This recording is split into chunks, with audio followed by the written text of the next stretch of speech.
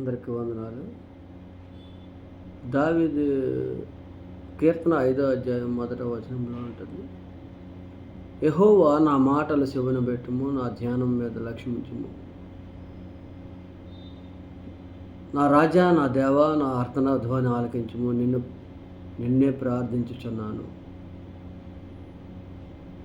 అని మాట దావీదు గారు దేవునితో ప్రార్థన చేసే సందర్భం ఇదనమాట. ప్రార్థన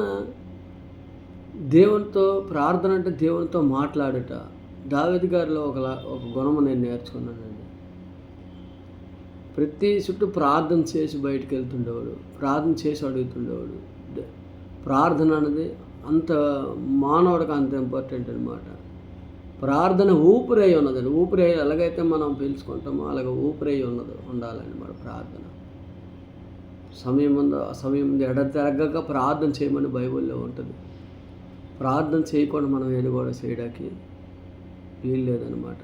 అది క్రైస్తవ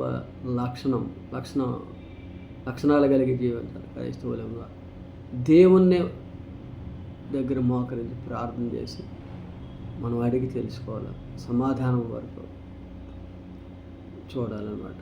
2 మాటలు దేవుడు దీవించును గాక. ఆమేన్.